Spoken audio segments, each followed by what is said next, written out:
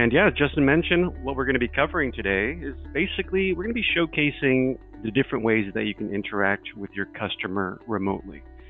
We're going to be dividing that into three sections as we see here. We're going to talk about all about CrossLink's mobile services, the different types of services that we have when it comes to interacting with your customers mobily. We'll take a look at remote signature services as well, everything that has to do with being able to capture the taxpayer and spouse's signature remotely, how that process works, how to use it, all the details about that. And then finally, we'll wrap things up with paperless record storage. In other words, the document archive when you're in the return, storing documents electronically in the tax return. So without further ado, let's start with mobile services. And one of the biggest changes that we've made and enhancements we've made for this upcoming season has to do with the TaxPass app. Now, for those that maybe haven't used TaxPass in the past or that are new to CrossLink, just know that we have an application called TaxPass that was used to send data from a mobile device to your CrossLink software. You can use that TaxPass app to receive electronic documents, pictures related to do with the tax return. All that could be sent over to your software. So in essence, you're starting the return remotely and you're finishing the return in CrossLink. And your customers had access to this app as well. And while these features were great, we did find that, through feedback, we found that convincing your customer to download an application onto their phone could sometimes be a challenge, right? Whether it's, they lack the technical skills to do that, or perhaps, they just don't want this unknown app on their phone. So to address that, what was a mobile app in years prior is now going to be its own dedicated website, TaxPassApp.com. Hopefully this will make things much more streamlined, much more efficient, and easier for both you and your customers to use. And if you were using TaxPass in the past, the good news is that just like before, there's no additional cost to using TaxPassApp.com. It's all free for you and your customers. And then returning TaxPass users are already set up to go. So the same mobile app IDs you were using, same QR codes, any emails and passwords associated with TaxPass, they're all going to be the same and transferring forward. Now, if you're new to TaxPass, there is something you have to do. While this is free, there is something you have to do to activate the functionality, basically turn it on, so to speak. And whether you're using CrossLink Desktop or CrossLink Online, that'll change exactly how you activate this functionality. Here on screen, we have just a little quick recap or synopsis of where you need to go, depending on what product you're using. We're going to be covering these in detail here in a bit. But just as a quick snapshot, if you're using CrossLink Desktop, you want to go to crosslinktax.com, support, and then mobile site management. And that's where you'll be going to activate and also manage some other options that have to do with using TaxPass. And then if you're using CrossLink Online, it's all on crosslinkonline.com. Log in, go into your Office dashboard, and then from there, you can either go to your profile menu or your Office settings. Okay, but let's look at what that actually looks like. Let's see here. First of all, let's take a look at the actual site itself. This is TaxPassApp.com. You may have noticed that, in my PowerPoint or my screen in my presentation, I had your logo, right? That's my actual logo, and that's something that you can do as well. You can upload your logo so that it appears when your user logs in. In my case, this is this is the first page, the initial logo that appears. As soon as I log in as a user, that's when your logo is downloaded and it pops in for all future logins. But as I mentioned, same email and same password I was using in prior seasons to log in. If I forgot my password, no big deal. I could just click on Forgot Password.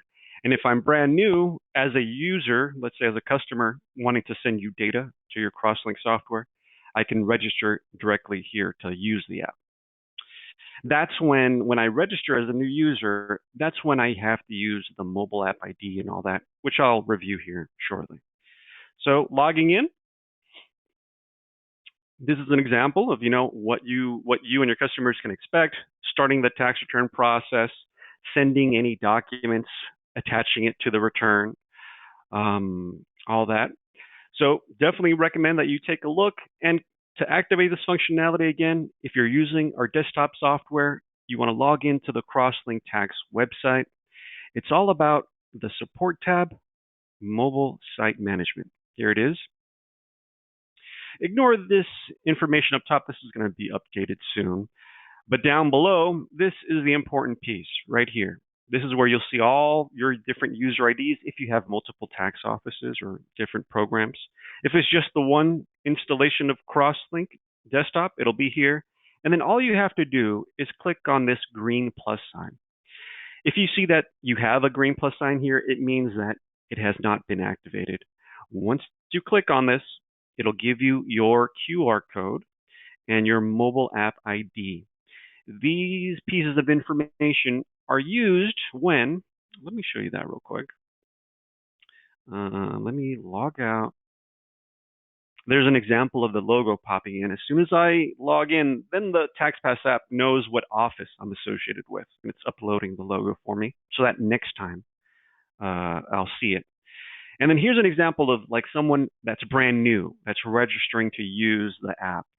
It's going to ask for the TaxPass ID, or I can scan the QR code that I may have.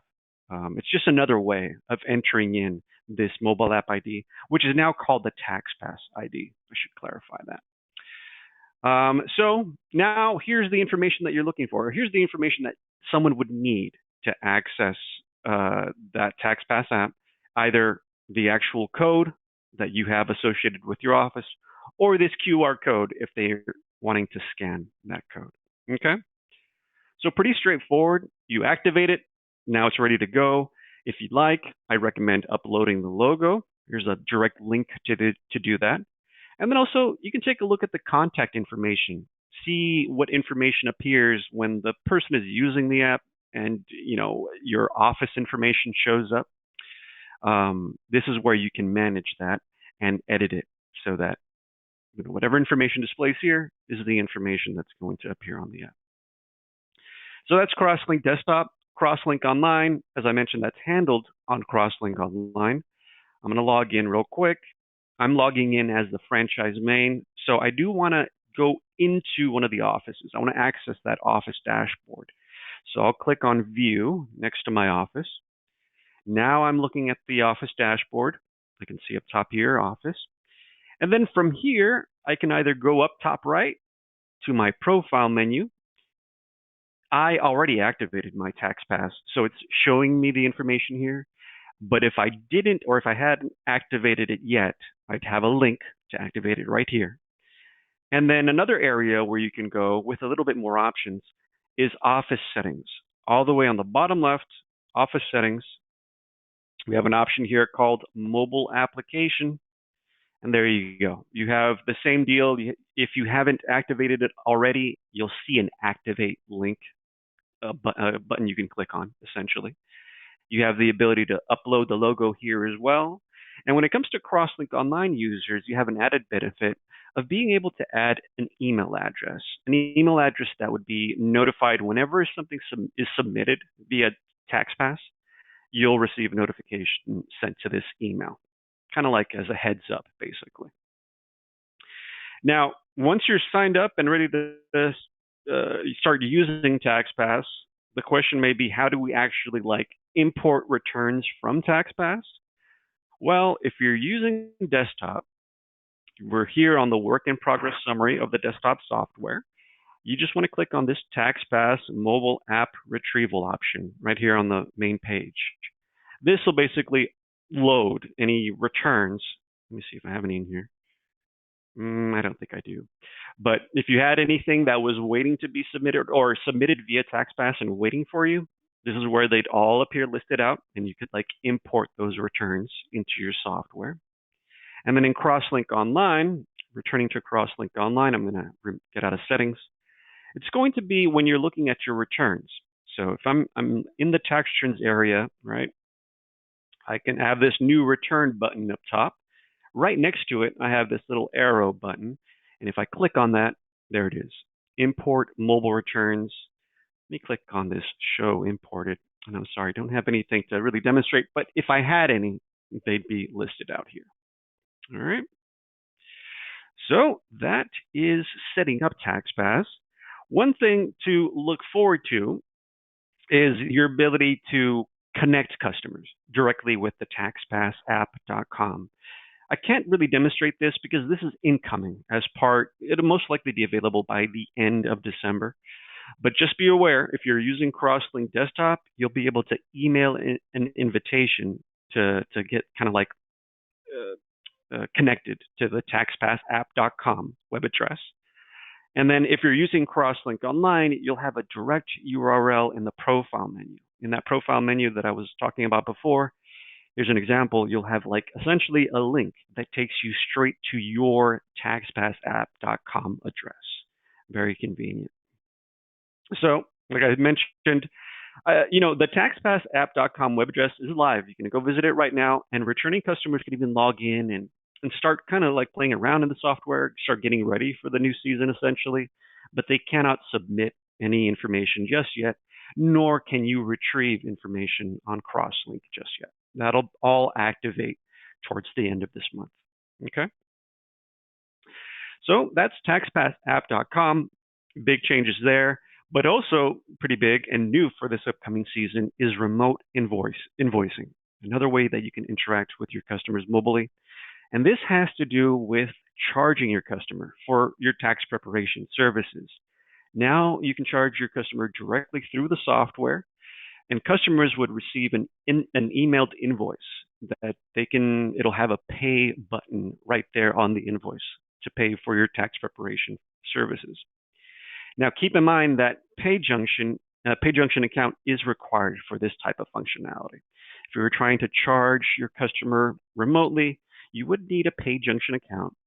And if you're unfamiliar with Pay Junction, CrossLink and Pay Junction have collaborated to offer essentially payment processing options to tax offices. So if you're interested in potentially having like a zero-touch terminal to process credit card payments at your office, if you want payment history tracking within the tax return, and of course, like I mentioned, that ability to request a payment being made to your customer so that they can just pay online and you receive the money, you can do that with Pay Junction. Some things to keep in mind if you want to start using Pay Junction. First step, if you haven't signed up, contact your account manager. We have a special representative associated with Pay Junction. We'll get you hooked up so that we'll make that process as streamlined for you and specifically for CrossLink customers. And then once you're signed up with Pay Junction, you'll have their credentials. When you log into their website, you'll have your username and your password essentially. And you'll want to enter those credentials into your CrossLink software. And then once that's entered into the software, it's just a matter of using the payments button. When you're in the return, whether it's CrossLink desktop or online, there's a payments button that you can use to send that remote request. Please note, though, that there is a 2% convenience fee associated with that paid by the taxpayer. So if they're wanting to pay online, there is a 2% fee for that. So how do we enter our credentials? Let's say you're signed up to use Pay Junction, you have your account, your credentials. How do we actually enter that information into the software? Again, if you're using desktop or online, that'll change exactly what you're doing. But overall, pretty simple. Here's the snapshot online, desktop setup menu, office setup, registration tab. And then online, pretty straightforward. It's returning to those office settings that we were looking before, and then going into your Pay Junction option. But let's see that real quick.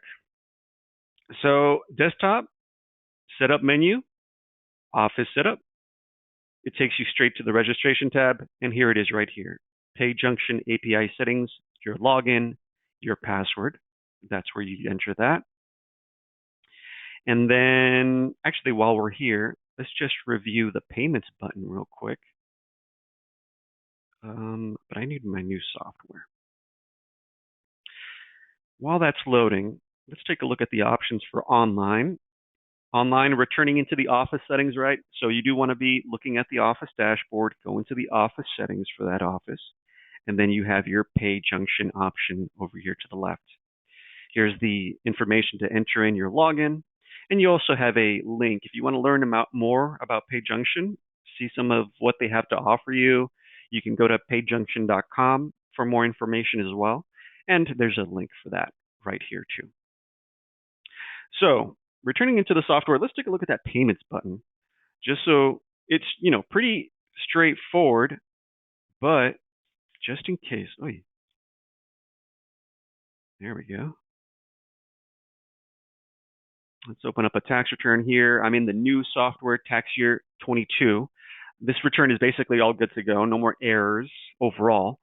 Other than this one, we can't really fix that one just yet. It's too early in the season. No, I'm using payments. I'm sorry. Payments. Here's the payments button up top, right? Toolbar. And then we have these options here. If you're charging, if you're using Pay Junction tools, like that zero touch terminal that I was talking about, if they're paying in the office, then you can use this Pay Junction tab. But if you're wanting the customer to pay remotely, that's what this remote invoice is all about, this remote invoice tab. Click on Create Invoice, and off you go. It's pretty straightforward. And same thing applies with online. Let's open up an online return here real quick. There it is. You have your payments button up top as well, right? Click on that. For online, I should mention that you'll notice that I have manual, I have Pay Junction, but I don't have the remote invoicing one just yet. That is another thing that's incoming for this season, for this upcoming season. It's just a little bit too early in the season for everything to be available for all your updates. As an example, I was in here in tax year 22 in the desktop program. If I try to print, it's telling me that I have errors that I have to fix, and I can't clear out those errors until later on. I don't even have the ability to, as an example, try to print, and I have my laser printing package is not installed because it's an update that's received later on. So just be aware that some things are incoming, but definitely some good things to look forward to in this new season if you wanted this type of functionality. So that's Pay Junction. And I think the last thing we wanted to cover, we can't not talk about Textlink Plus if we're talking about mobile services. Imagine most of you are aware of this, but just as a recap, note that you have the ability to text your customers directly through the CrossLink software. The good news about this one is that no setup is required at all. It's all just good to go, whether you're using online or desktop. And the only thing you do have to do, though, is you want to capture the customer's cell phone, their carrier, and and mark the little text message box that's found on the client data. Just so we can be sure what we're talking about here, here's the client data on the desktop software, that primary page where we enter all the basic taxpayer information. And the important fields, again, are cell phone carrier, and there's that little text message indicator, indicating that the customer is okay receiving text messages, basically. That's what that box is all about. And the same thing is available in our desktops, in our online software, excuse me. Let's see here. Oh, client data, cell phone. There's that little X box, and cell phone carrier. All right. Once we have that capability, we can click. Desktop has a pretty easy to understand text message button up top. In CrossLink Online, it's a little bit hidden.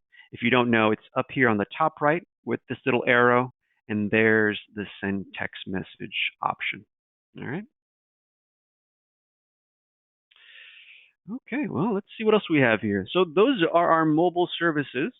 Up next, let's talk about remote signature services. And like I said, this is all about capturing the taxpayer and spouse signature remotely. You have the ability, whether you're using desktop or online, to capture the taxpayer signature when they're in front of you using, mouse, touchscreen, electronic signature pads. That's all built in and ready to start using. However, if you wanted to capture the taxpayer's signature remotely, have them sign using, their cell phone or their email address, using their mouse or touchscreen on their side, that's when you would need remote signature services. So this is all about being able to send a request so that your taxpayer can sign remotely. You can send this request via text or email through the software. And then signed documents, once they sign on their side, you'll receive that signed document as a PDF archived in the tax return, archived in that document archive I was talking about, which we'll see a little bit later on. Now, about remote signature services, sometimes, this product has changed throughout the years. So just so we're all clear, let me review some details about remote signature service. There is a charge associated with this one. If you want to request or if you capture the taxpayer's signature remotely, there's a $5 charge associated with that. That would affect your wallet balance, the CrossLink wallet that you use to pay for certain CrossLink fees. Now, this $5 charge is per SSN. So if you had let's say a married filing jointly return with a taxpayer and a spouse, that means and they're both signing remotely, that means that the total fee would be $10. However, the good thing about it being per SSN is that if there's multiple signature attempts, if there's state returns, bank documents, any additional signatures that have to happen for that customer, it's all covered with that initial charge. So they can sign as many documents as they need remotely. It's just the single charge per SSN. And then something unique for desktop users, desktop users can capture the ERO and the paid preparer signature using remote signature services for free. So if you want to test out the functionality, you can do that when you're in the database, in the database menu, capturing your paid preparer and your ERO signatures in desktop. You can click on that remote sign button that you'll see there. There's no charge for that. Only the taxpayer and spouse signatures. That's when the fee kicks in. So how to activate our remote signature services. This is another one where you kind of have to activate the functionality in order to start using it in the program. And whether you're using desktop or online, it's the same steps. The same steps to turn on this remote signature functionality. It's all handled on the CrossLink tax website under your account, agreements, and then you're looking for this ERO remote signature fee agreement. That's the one that you have to agree to. Once you agree, the program will automatically activate. With desktop, you do have to transmit, I believe, to pick it up, but other than that, it's pretty streamlined. And then it's called the ERO remote signature fee because you also have the ability to enter in a markup fee if you desired. Basically, a way for you to recoup that $5 that you're being charged so that the taxpayer pays you something to kind of cover that charge. The maximum amount that you can charge for this markup fee is $5, so it's $5 or less. And it's managed on the CrossLink tax website as well. If you want to use, one of these fees or a fee, you would enter this in the CrossLink tax website. Regardless if you're using desktop or online, it's only managed there for now. Something else I wanted to mention. Yes, when it comes to this fee, in essence, I said here that it's if desired because it is optional. What some tax offices have done is that they just factor in this $5 fee into their tax preparation fees. They just kind of,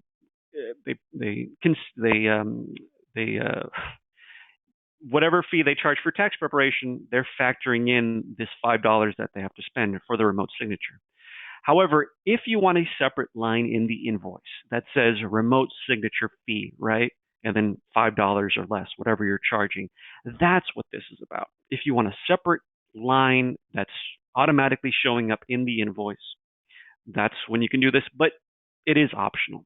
There's other ways you can, get these $5 back. So let's take a look at that real quick. Pretty straightforward. This is all, like I mentioned, handled on the CrossLink tax website. You go into the main page here, and it's support and manage remote. Oh, actually, let me show you the agreement first. Your account up top here, agreements, and then here's that ERO remote signature fee. We just have to agree to it essentially with this little checkbox. And then when it comes to that markup fee, that's the manage remote sig markup found under the support tab.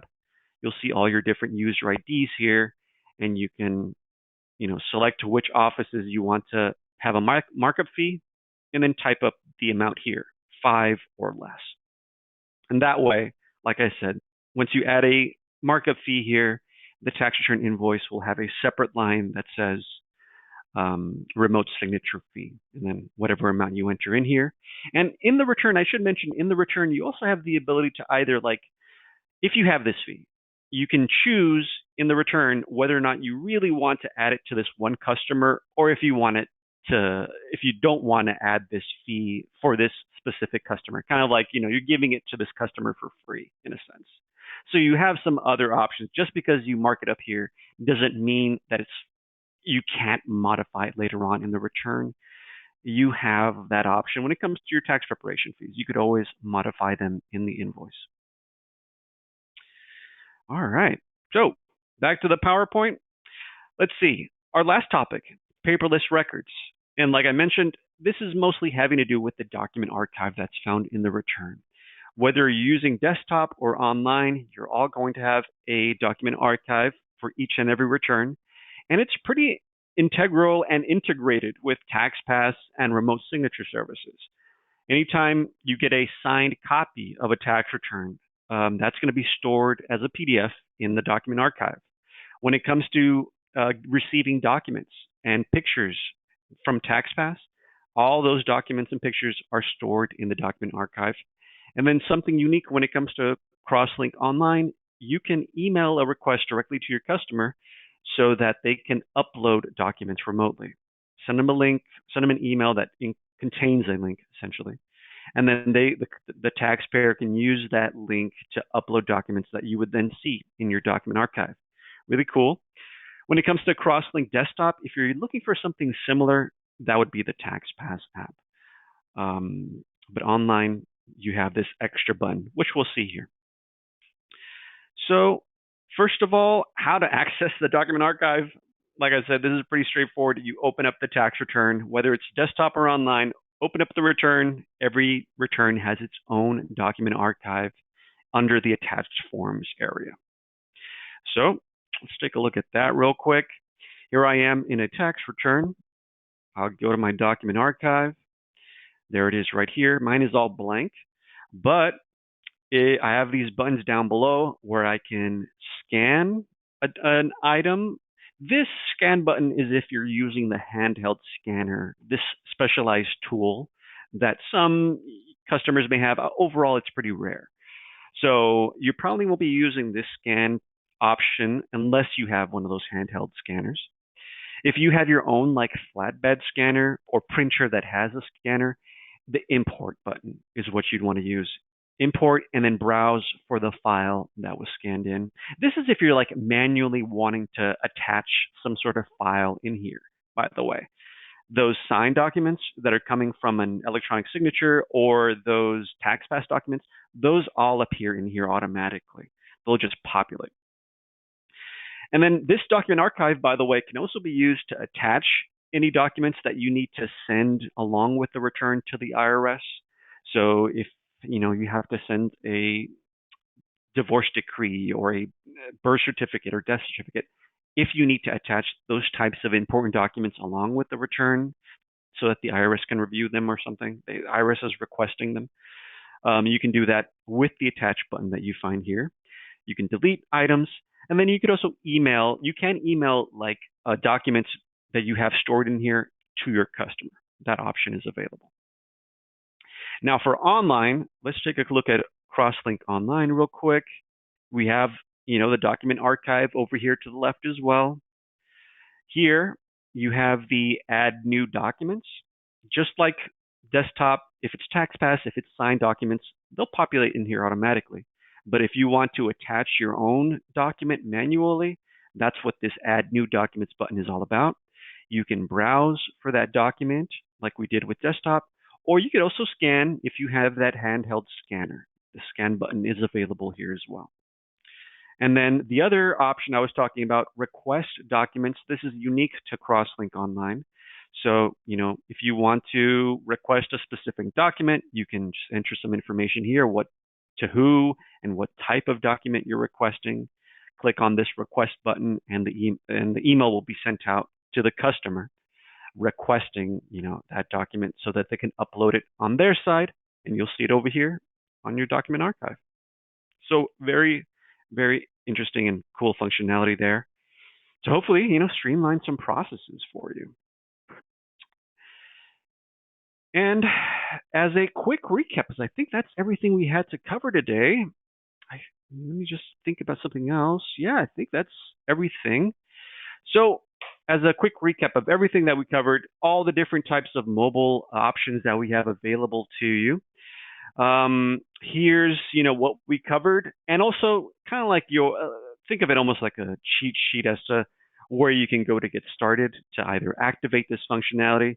If you've been using CrossLink for a while, some of the stuff already may be activated for you and already kind of good to go, but you can go there to confirm if there's something that you need to confirm, whether it's on or available to you. And I think there's nothing much else to say, but thank you for your time and attention.